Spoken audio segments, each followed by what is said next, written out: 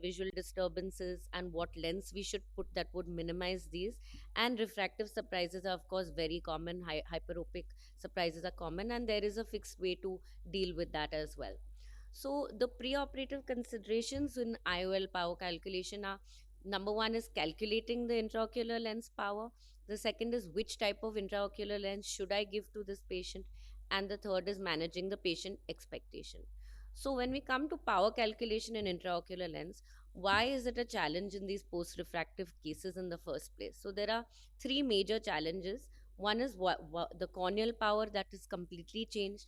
The axial length that is being measured on most of our devices, they are not actually the axial length that we normally get in a non-refractive procedure eye. And the third is the effective lens position of the IOL, or what we call ELP.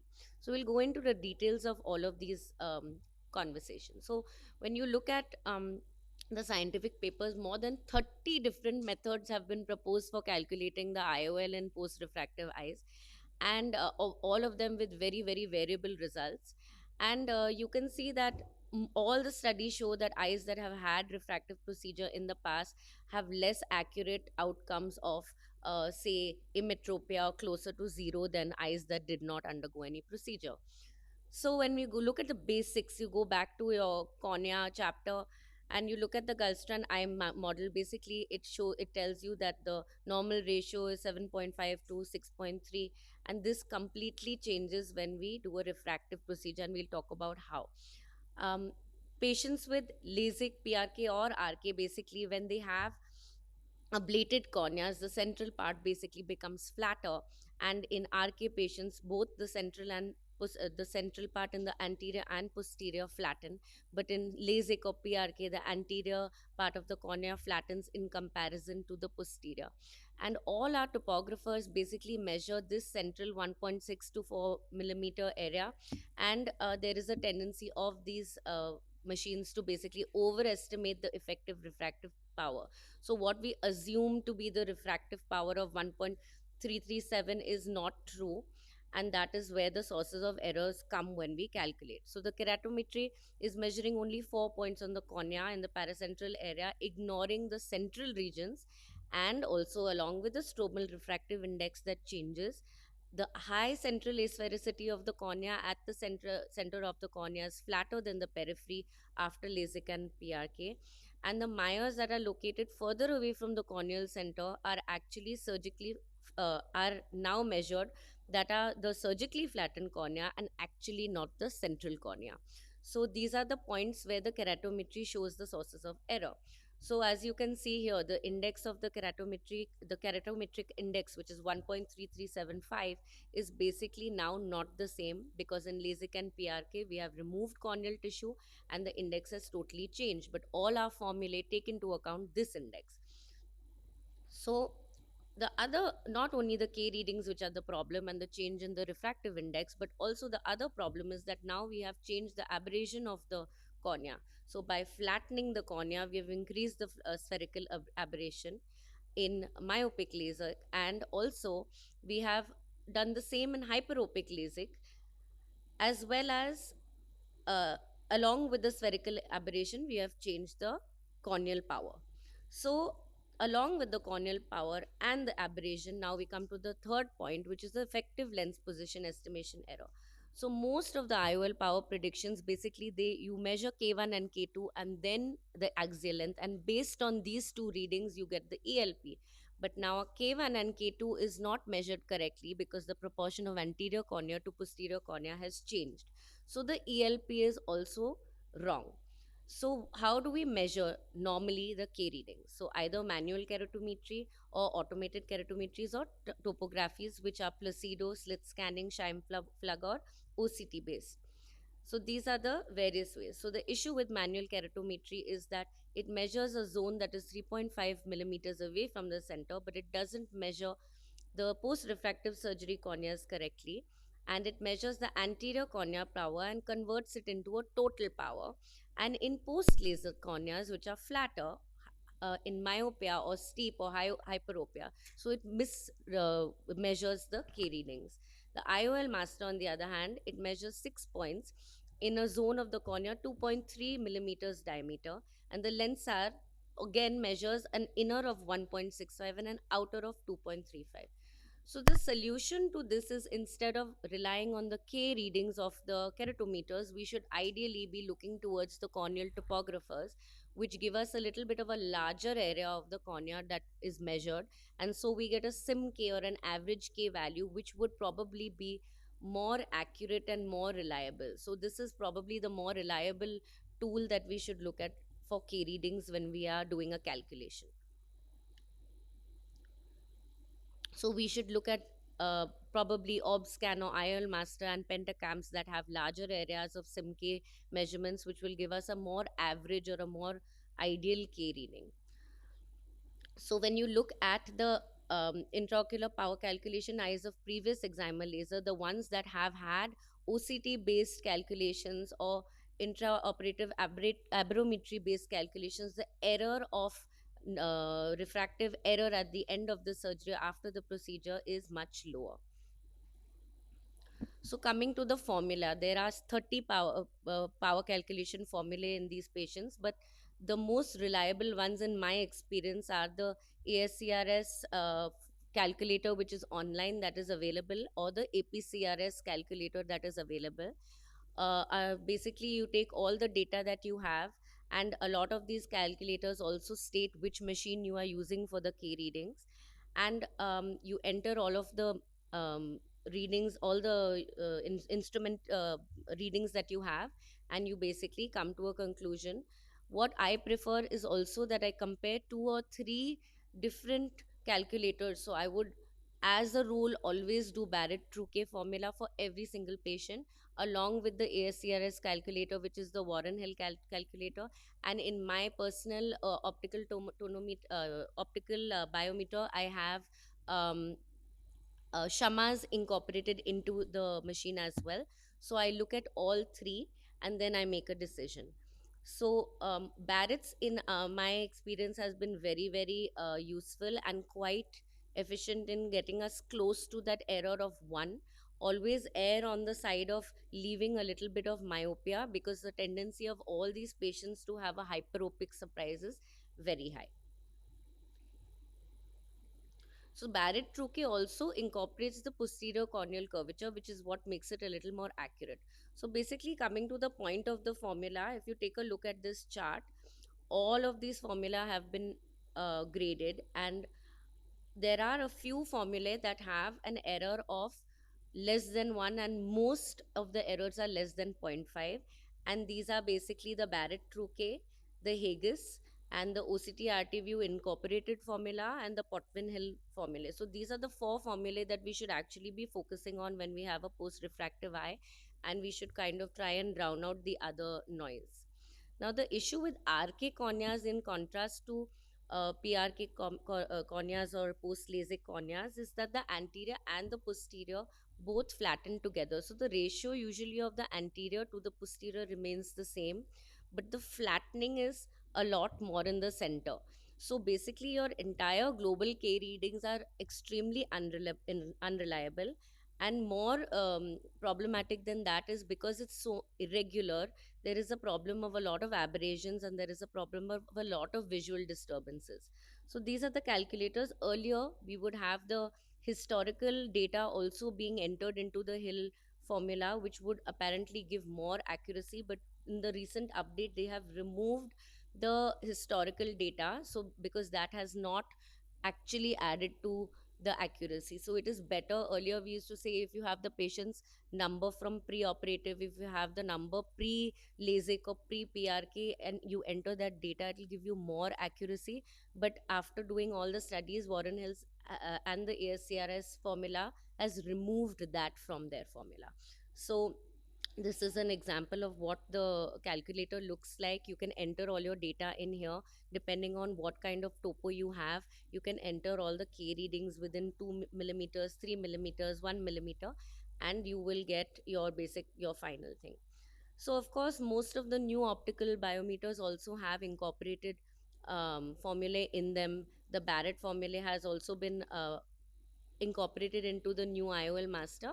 But if you don't have it, you can follow this online calculator with whatever data you have. So just to summarize the IOL power formulae, these formulae, the third generation ones, they work by estimating or calculating the ELP based on the axial length and the K values, and then they incorporate the ELP into calculation of the IOL. But the error comes because the underestimation of the ELP occurs because there is a more anterior IOL position estimated or assumed, and this is what causes the hyperopic post-op error. So, like I said, if you don't have any of these devices, a simple keratometry reading along with your axial length reading, along with lens thickness, which increases the accuracy, and anterior chamber depth, will give you a reasonably close estimation. But if you don't have access to optical biometer and topo, then you need to counsel the patient for a lot higher chance of post refractive. Shamas is a good formula. We used it for years before we had access to topo, but now that we have access to better machinery, it's always better to use the online calculators. So now that we have the IOL power, what IOL should we put in these patients? Should we put spherical or aspherical? Should we put toric in these patients or not put toric? And should we put multifocal or not put multifocal? So basically, if the IOL has if you have eye trace, so if you have access to aberrometry and your aberrations, your high order aberrations are showing higher, then you will avoid putting any of the multifocal lenses. And of course, you will also take a look at your topography to see if the ablation is centered, if there is any posterior corneal steepening, and then decide whether to put toric or to put multifocal. Because if you have decentered ablations, then your multifocal patients will be miserable. And there are very few studies that are there in RK, post RK patients who have put multifocal. They're very small numbers, and we don't have good enough data to use it. So, as a thumb rule, overall, in post LASIK, in myopic LASIK, if because the cornea is made oblate and there is a positive spherical aberration, you can use negative aspheric IOLs such as Technis and Acrisoft and whatever one you want. But if hyperopic LASIK is done because it creates a negative spherical aberration, I don't recommend aspheric. You'd rather just go with a simple spherical IOL. Toric lenses you put only if the astigmatism is more central and more balanced over the cornea. If you see decentered corneas, I would not recommend it. And basically, if you just position your incision right, most times you should be fine. Multifocal IOLs, like I've already said, the cornea is already optically compromised, so most of these patients will not do well with multifocal. But I find that the newer EDOF lenses that are available in the market, such as the Vivity and the iHands, they are doing very well in post LASIK patients and post PRK patients because they don't have too many visual disturbances post surgery. So, just to summarize, the surgical steps in post refractive cataract surgeries, LASIK, we don't see a lot of these cases where there is any interference with the flap margin. But basically, just keep in mind that you should stay away from the margin. The corneal incision should be more limber, and there is a risk of flap stry or dragging of the flap margin. So make sure your corneal incision and your side incisions are more limber. And there are many reported cases of flap edema, even though the flap has not been touched during cataract surgery. Vision stability does take at least up to 4 weeks in a lot of patients. So you have to be patient, and you have to counsel the patient to wait for results, because they are the ones who are most agitated and most restless. Intraoperative considerations in radial keratotomy patients, uh, try and place the corneal incision in between the cuts. There is a risk of the incision opening up, which may need suturing. Corneal edema, especially along the RK cuts, is common, and you can end up hydrating some of them as well. And the stabilization of the cornea and the refractive error in these patients can sometimes even take up to 16 weeks. So be very patient, and keep in mind that these patients still may have a hyperopic jump. This is a video of an RK patient. As you can see, I tried to put the corneal incision in between the two cuts, but the cuts all over there were a lot of cuts. So we tried to basically take a clear area, and The surgery as such has gone off quite uneventful, but as you can see towards the end of the nucleus management near the phacoprobe, you can see this left side area of the incision opening up. You can see the probe on the left side of the probe, the incision is opening up slowly and creating a flap on one side. So after the surgery is complete and hydrating the wounds, basically it's always better to suture these with a 10-0 and just always counsel these patients for the same. The globe otherwise stays quite stable. Also, another thing to note is that you should also keep an eye for endothelial count for these patients, because a lot of them, the high myopes anyway, have a tendency to have a low endothelial count. So the take home message for IOL selection is that make sure you select the right IOL, counsel the patient for visual halos and disturbances. A lot of them will push you to put multifocal or say, I don't want glasses, I don't want glasses. Sometimes these patients do better with monovision rather than putting, any kind of lens with rings in them. For IOL calculation, uh, always try and do a Placido topo to check the ablation pattern, shine plug to calculate the IOL power. IOL Master or Lensar also have good IOL power calculations, and use the online calculators. They are excellent and they work very well. So, basically, to conclude my talk, be aware that in abnormal corneas, less than 65 to 70% in all the studies I showed you earlier come up within one diopter of the target range. So, counsel the patient for a suboptimal outcome, because there is a chance that the patient is going to end up with a refractive error. Err towards myopia, do not err towards hyperopia. Give extra -1, -1.25. If that is what you get, then in the other eye, you can try and adjust them closer to zero and they will have monovision. But if you give them hyperopia, they will be absolutely miserable. Use topographers if you have access to them. They will give you a better result. You'll come closer to zero. Use all the online calculators. And with RK corneas, they do fluctuate through the day. So do check through the day. So that's the end of my topic, Dr. Kavita. Any questions?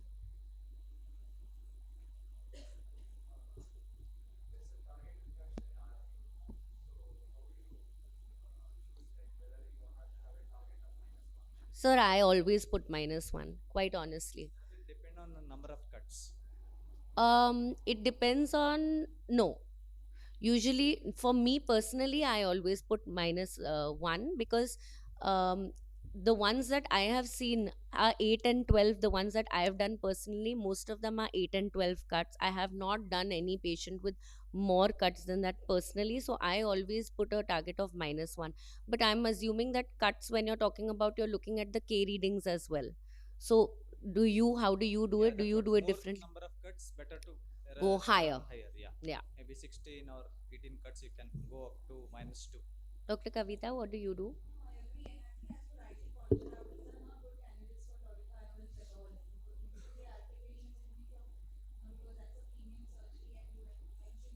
End up with residual astigmatism or new astigmatisms. Yeah. Another pointer I also wanted to make, that in LASIK, post LASIK, because we are going to see more and more patients post LASIK, I don't think you can give up the idea of multifocal totally on them. They do well as long as you're getting good readings, you're getting good values on EKR, and these Central patients, ablation. yes, and it's a central ablation. These patients actually do really well with your trifocal IOLs also. I mean, that's been my experience. So limited. I don't know if anybody in the audience wants to comment. Yeah.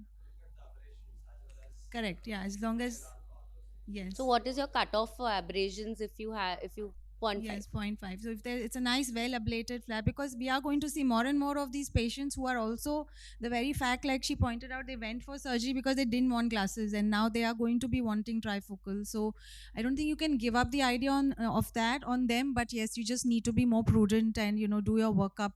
Not just you do it like a routine cataract surgery, and counseling. I think chair time before surgery is more As before, and important. then after is always better. Thank you so much, Samita.